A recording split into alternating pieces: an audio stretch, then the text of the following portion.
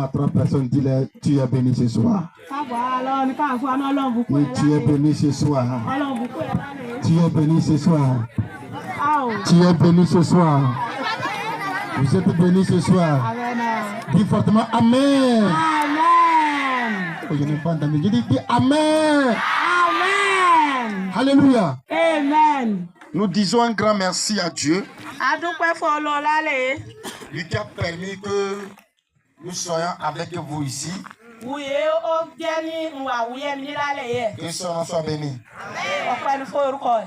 Et je passe par cette opportunité Mo gbé àsòkò yé pour bénir le Seigneur pour la vie des autorités locales ní nfubùkú ayé gbogbo ẹni wà wéyí wáyà. qui nous ont accepté de rester dans ce milieu À ń jẹ́ ní ká wà léméjì díẹ̀. afin de prier le Seigneur Ní ká gbàdúrà fún Ọlọ́run. que Dieu les bénisse abondamment. Ọlọ́run kó bùkún ya lálẹ́ yé. Oh, j'ai dit que Dieu les bénisse abondamment. Ọlọ́run kó bùkún ya lálẹ́ yé. Toi qui es arrivé, Wọ́n yóò dé wá. tu es béni au nom de Jésus. Ọlọ́run bùkún ya lálẹ́ yé lórúkọ Jésù. Oh, tu es béni au nom de Jésus.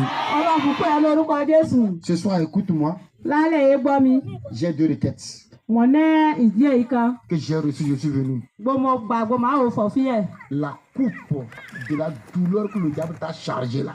Ehun kí wo yọ esun léwo wọ́n wá fún sọ fún gbọ́ ẹ̀. Dieu va décharger ça. Ọlọ́run kò sọ ọ́ de lórí wa. Deuxième point. Nkékejì. Tout ce qui était pour toi, Nǹkan ayé ti jẹ́ tẹ́. et ils sont avalés là. Gbọ́n mi ẹ̀. Ce soir, Lálẹ́ yé. ils vont vomir ça. Àǹkà bí lálẹ́ yé. Ce qu'on a avalé, Nǹkan ayé á mi ẹ̀. et c'est pour toi. Wọ́n jẹ́ tẹ́ ní ẹ̀. Maman, si tu entends ma voix, Màmá bò gbóhùn papa, mi. tu entends ma voix, Papa bò gbóhùn mi. tu vas rentrer avec ça. Wà á lu lọ́lẹ́ náà. On pensait que c'est fini pour toi. Àwọn màá náà tán fẹ́ ni. Mais ce soir, Àmọ́ lálẹ́ yé. un changement radical viendra. Ìyàtọ̀ gidi kan kó wọ́n náà yé wa. Ah, dis fortement Amen, je vais voir. Asọ̀tún amen. Nous n'allons pas durer. A kà á pín kíkọ̀. On a accusé un peu de retard. Nous allons aller rapidement. A kàn ní lálẹ́ yé, a kà lọ kọ́yákọ́yá. Nous allons aller dans Job, l'évangile selon Job. Job chapitre 20. Jọ́bù orí oko.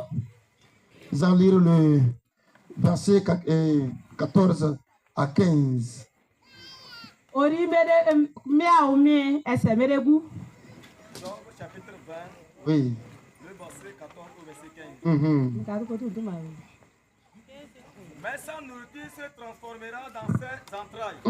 Àmọ́ ìjẹ́ Elle deviendra dans son corps un venin d'aspic. Il engloutit des richesses. Il les vomira. Dieu la chassera de son ventre. Amen. Amen. Amen. Alléluia. Praise the Lord. Ici, c'est une prière que Job est en train de faire. Praise the Lord. Il dit, il a englouti des richesses. Manger et des biens. Ce qu'il a mangé là, dans son ventre là, ça va devenir un poison pour lui. Ce qu'il a mangé, et c'est pour toi, c'est réside dans son ventre là, la nuit de ce soir, hein, ça va devenir un poison pour lui.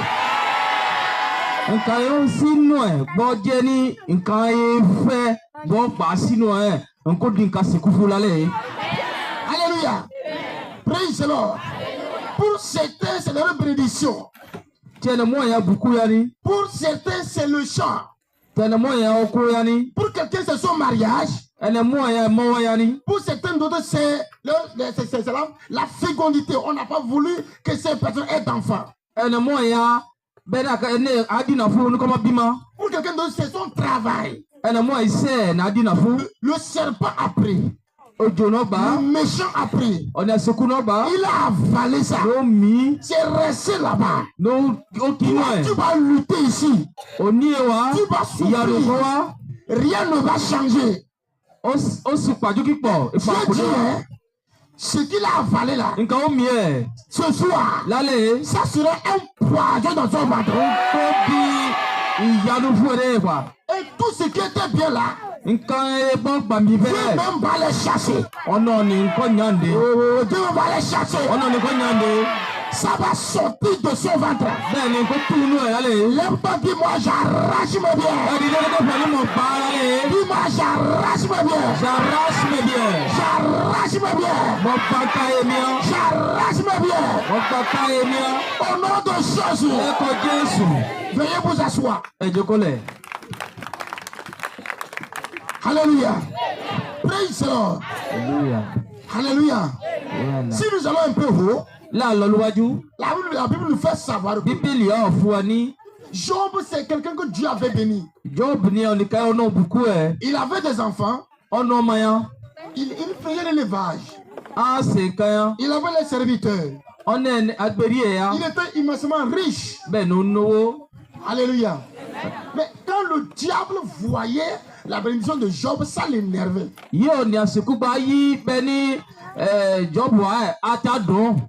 La Bible dit que un jour, Dieu avec ses anges était au ciel. Et les anges étaient en train d'adorer Dieu. Les anges adoraient Dieu. Et alléluia. Vous voulez? Voilà, on m'a aidé là-bas. Oh, alléluia. Praise the Lord. Donc les anges adoraient Dieu. Et ils ont porté tout blanc et tous. D'un seul coup, Dieu voit que il y a quelqu'un aussi qui a porté blanc. Il est avec eux. Mais ce n'est pas l'ange que Dieu même utilise. Il a vu que c'est le diable qui était parmi eux. Dieu s'est levé de son trône. Il dit, diable, je t'ai vu. Viens ici. Tu fais quoi parmi mes enfants? Le diable dit, je viens de faire le tour du monde pour prendre un peu de l'air. Et j'ai entendu vous chanter, je suis rentré. On dit, le diable dit, il est en train de faire le tour du monde. Pour prendre de l'air. Si Satan se promène, il rentre dans ta maison, toi, ta femme, c'est commando Jackie Chan. Même ce qu'il ne faut pas que la femme s'énerve, elle va s'énerver à cause de ça. Il ne faut pas que l'homme s'énerve, il va s'énerver à cause de ça. Parce que le diable est rentré. Quand vous voyez les méchancetés quelque part, sachez que le diable est là-bas. Vous voyez la guerre quelque part, ça veut dire que le diable est là-bas. Quand le diable se promène, il rentre dans une maison, c'est quoi? Qu'est-ce qu'il fait? Il envoûte des maladies. Et quand vous ouvrez un peu vos yeux, vous allez voir que c'est une même famille. Ils vont à l'hôpital à tour de rôle. La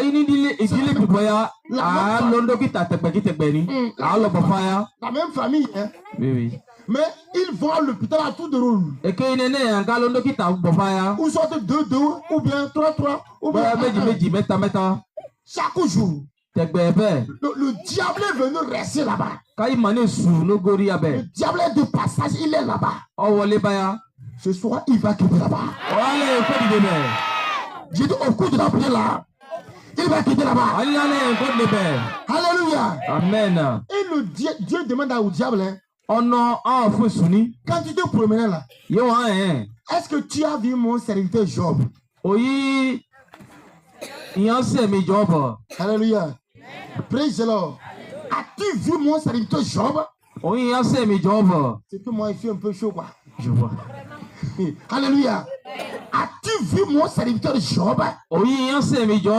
Lui là, il me craint tellement. Et je l'aime. C'est pourquoi je l'ai béni. Satan dit, hein? Attends, c'est parce que tu l'as béni que tu crois que Job te craint. Yo beaucoup énormément ya ça fait.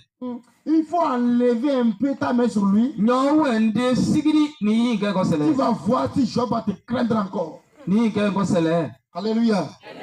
Praise the Lord. Je vais dire un peu dedans, mais pour que vous compreniez quelque chose. Vous savez, il y a des gens aujourd'hui, le jour qui va aller au marché n'est pas vendre de Dieu n'existe pas.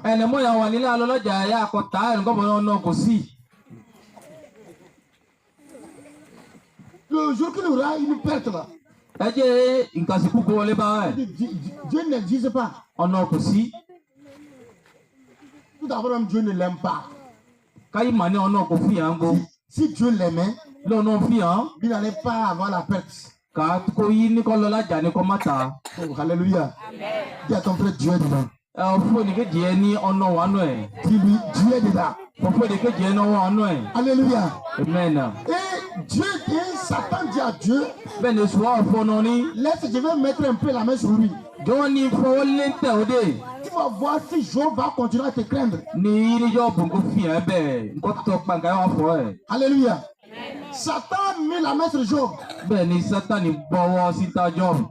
même jour, on est venu dire à Job que les ours ont attaqué tes moutons au champ et ont dévoré tout. Ils ont tué aussi tous les bergers. Donc, le berger qui est venu parler a dit que c'est moi seul qui suis le seul rescapé.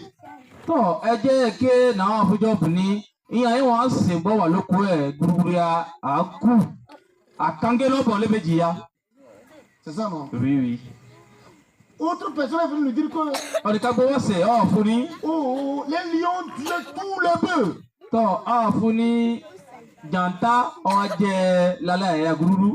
On a tué aussi tous les bergers. Je suis le seul escapé.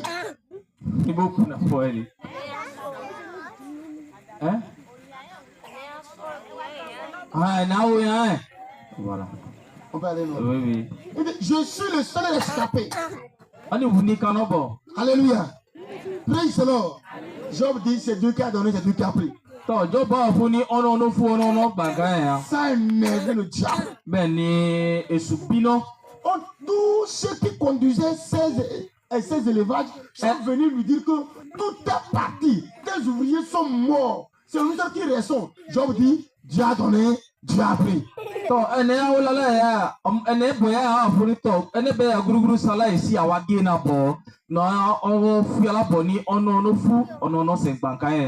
Ces enfants se sont regroupés auprès du frère et chez le frère aîné. Ils faisaient la fête là-bas. La dalle est tombée sur eux, tous ils sont morts. Il restait un seul serviteur. Il est venu dire à Job, la dalle est tombée sur tous tes enfants. Ils sont tous morts.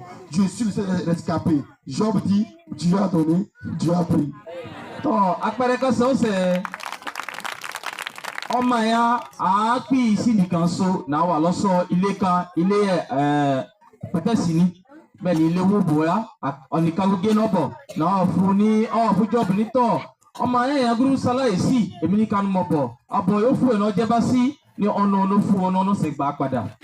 Oh, alléluia.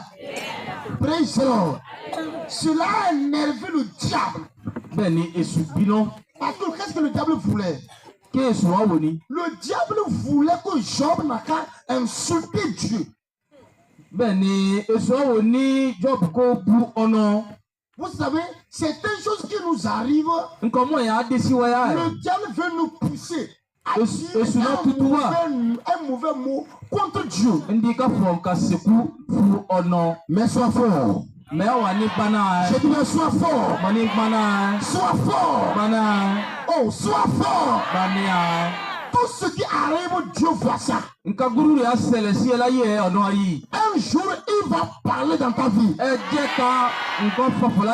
Ce que tu ne pensais pas, le Seigneur le fera pour toi. Oh, dis encore Amen là. Un jour viendra que Dieu va parler. Et tes larmes seront nettoyées. Ce jour-là, c'est pour toi ce soir. Oh, c'est pour toi ce soir. C'est pour toi ce soir. Veuillez vous asseoir. Satan est retourné. Comme Job n'a pas abandonné, il l'a envoûté maintenant. Job priait. Il priait. Le sortait sur le puits sortait sur lui. Voilà. Et les gens l'ont fouillé. On l'a abandonné. Sa femme même lui a dit, Job, il faut renier Dieu. Il faut renier Dieu. Ta vie va changer. Quelqu'un va te dire que tu n'es pas fatigué. Chaque temps à l'église, qu'est-ce qui a changé? Laisse ton Dieu là. Je vais t'amener au Bénin. Je connais quelqu'un là-bas. Dans une forêt. Non, pourquoi? Même pas dit Jésus ou rien. Jésus ou rien. Veuillez vous asseoir. Alléluia. Amen. Notre Dieu, quand le temps arrive, lui il agit. Quand le temps arrive, Dieu lui il agit. Ce soir-là, dans ta vie, Dieu va agir. Dieu va agir là. Dieu va agir là. Alléluia. Amen. J'ai croisé un frère hier. Je venais ici. Amen. Oui. Amen. C'est lundi, non? Oui, lundi. Non, c'est samedi. Ok. Amen. Amen. Le frère là, je venais ici le samedi. Je ne suis pas ici, je venais à Kaboli. Parce que moi, je vais au marché. À Ladja, non? Le marché. Ladja, c'est le marché. Ah, Ladja, le marché. Il y a Ladja Boisson. Oh, alléluia. Amen. Praise the Lord. Alléluia. Et je crois sur le frère là. Quand je l'ai vu, le frère me dit, vraiment Dieu est vivant. Je me suis dit à moi, donc pour toi Dieu était mort. Et je me demandé, il y a quoi tu parles comme ça? Vous voyez, une dame a cherché enfant avec son mari. La dame dit qu'ils ont bu tout. Celui qui n'a pas cherché enfant pour voir, c'est lui qui ne peut pas comprendre ce que je dis là.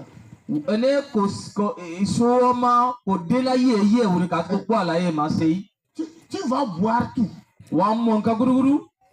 Tu vas boire. J'ai cherché enfant voir. Alléluia. Nous on prie, les gens viennent quand je suis tombé enceinte. Même moi, la Kengene. Amen. J'ai bu tous les produits fatigués. Alléluia. Amen. Praise the Lord. Alléluia. Ils ont bu tout jusqu'à le mari mort.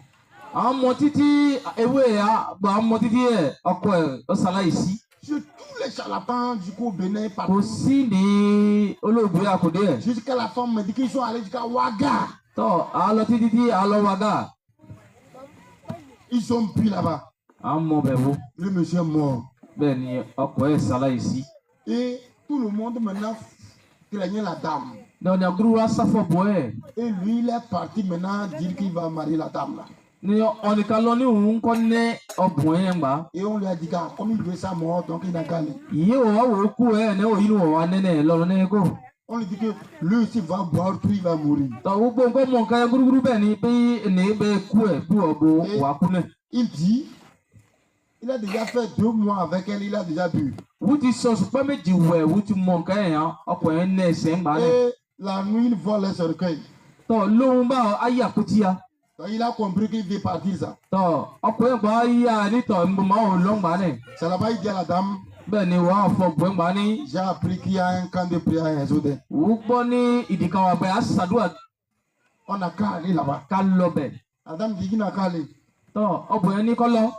Avec tout ce qu'eux ils ont bu là. Ce n'est pas prier qui va faire quelque chose. Ce n'est pas seulement on parle, la parole va faire quelque chose. Il a supplier la dame. Après tout, bam, la dame dit que d'abord, bam, il n'a qu'à l'amener et l'autre va rester voir.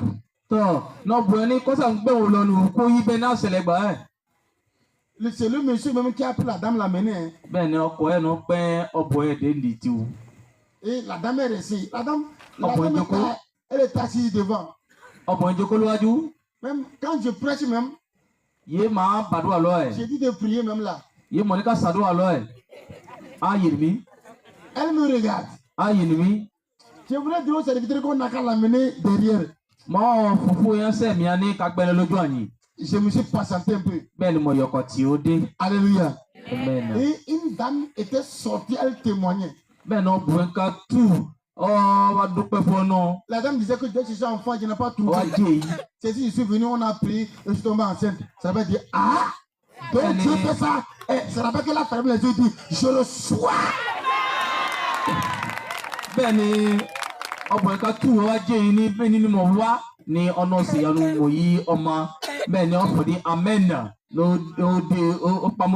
C'était au cours du réveil. On a fini le réveil vendredi. Oui. On a fini le réveil vendredi. Je lui ai dit, elle n'a qu'à dormir. Lendemain, samedi, rester. Dimanche, elle va terminer jeune. Son mari viendra là, après ils vont partir. Elle est restée. Et dimanche, là, arrivé à la maison, le lundi matin, je ne sais pas ce qui s'est passé dimanche quand même. Le lundi matin, elle a commencé à sentir les maux de ventre. Ya siribe ta o funi ko joko je aja fudi ejo se ngba eja yan se opo enko wa pe o san ba laye o joko be yo dele o se ko sameni kaka diki inu e wo ko manka ya diki inu e wo ko mabe ya wo ko tuko manke a diki inu pa enko sale fo. Alléluia. Ça continue jusqu'à mercredi. On célèbre fudi eje madia galo school ale. Jeudi les mots de ventre continue. À la Missibo. Le mari l'a pris maintenant vendredi, il l'a amené à Kaboli ici. On dit, madame, tu es enceinte de 4 jours.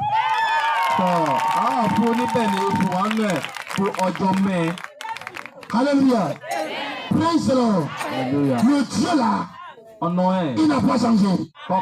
Ce soir, il va faire ça pour toi. Il va faire ça pour toi là. Il va faire ça pour toi là. Amen.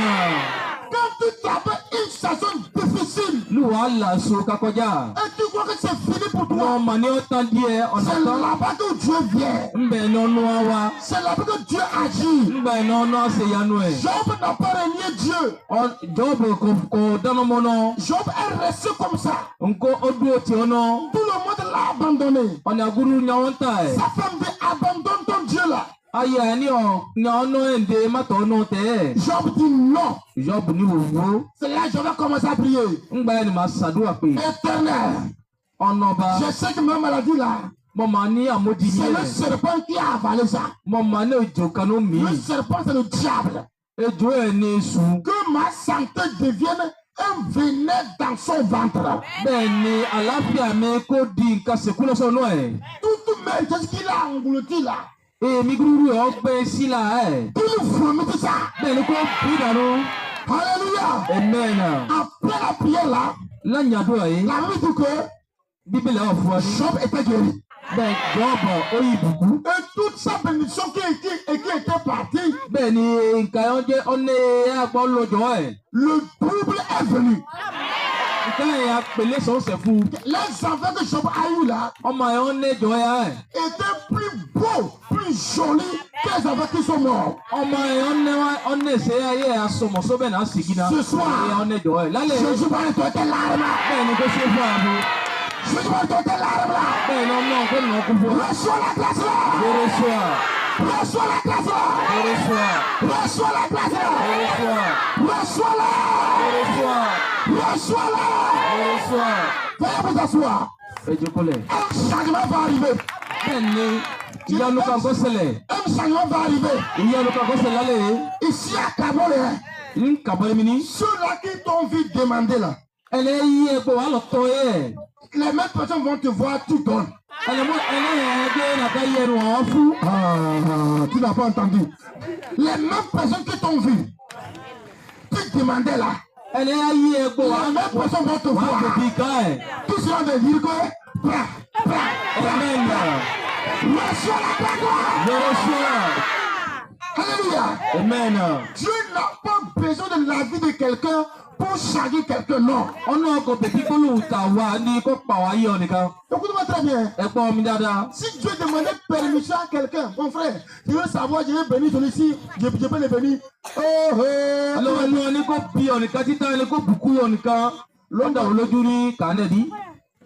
L'homme va dire, tue-le. Parce que vous savez, laissez-moi vous dire la vérité. Il va ton ami. Il va ton ami, celui qui t'appelle l'ami là. Tu sais pourquoi il t'aime? Alors, je vais vous parler là. Tu sais pourquoi il t'aime?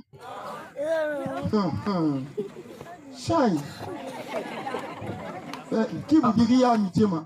La Bible dit que l'amitié finit sous le soleil. Parce que si tu veux mon tour, c'est lui qui va te donner. Tu manques cube? Oh, maman, tonton, vraiment, je manque cube. Il va te donner. Tu comprends bien? Tu comprends très bien. Le matin, tu vas comme. Hier, je n'ai pas dormi. Mon enfant, comme ça. Tout ça là, tu parles pour demander quoi à la fin? L'argent. À la fin, tu dis, j'aimerais voir si je peux trouver 10 000. Tu finis, tu te dis que vraiment c'est difficile. Hein? Mais quand même, prends 5 000. Chaque temps, il va t'aimer.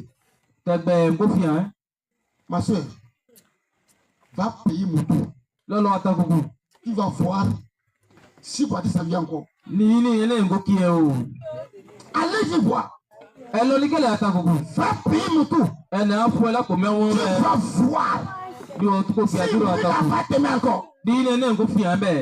Attends, qui vous dit ça? Tu vas comme je vais porter comme ça là. Il va m'aimer. Mon ami va m'aimer. Demain je viens, je porte la même chose. Il va m'aimer. Après même je porte même cette trouée. Il va m'aimer. Le jour que moi je vais commencer à porter les vestes comme lui là.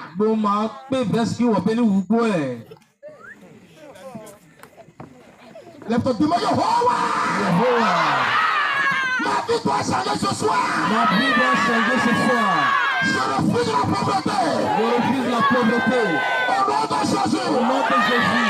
Veuillez vous asseoir. Alléluia. Vous devez vous énerver à la prière. Quand j'ai croisé le frère là, le frère que j'ai dit là, le frère me dit, le gars a fait des sacrifices. Jusqu'à j'ai appris qu'il a fait un sacrifice que je ne veux pas dire ça ici. Alléluia. Praise the Lord. Alléluia. Amen. Amen. Le frère me dit, donc papa, donc prier simplement comme ça, donc ça bénit les gens. Je dis, qu'est-ce que c'est passé? Parle-moi, je vais voir. Il me dit, j'ai fait 1 hectare de soja. J'ai tapé 17 sacs. Et j'ai fait quelque part, ça dépasse hectare un peu, j'ai tapé 22 sacs. Je n'ai jamais pris dans 1 hectare de soja 17 sacs. Mais cette année-là, je n'ai pas trop dépensé au champ, mais j'ai gagné beaucoup. Donc c'est pour ça que Dieu fait. L'homme non, c'est Yanoué. Toi aussi là. Dans ta vie là. Je dis pas le faire. Amen. Je dis pas le faire. Amen. Je dis pas le faire. Amen.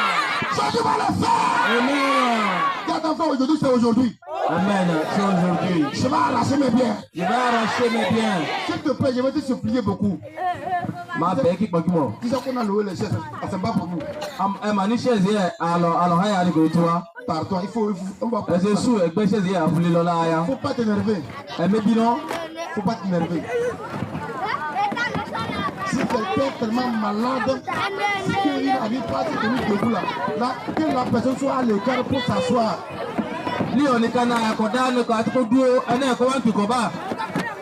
Parce qu'on ne sait jamais, au cours de la prière, on ne sait jamais.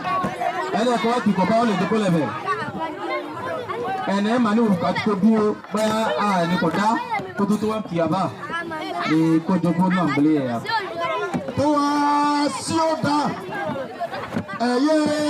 Nado, Alléluia, toi.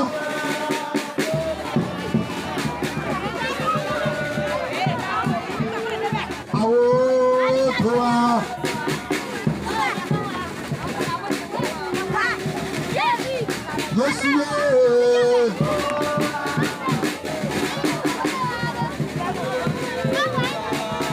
Alléluia, toi, Asioda, na, il faut m'envoyer, toi, na, toi, Asioda, na, Monsieur, toi, Asioda,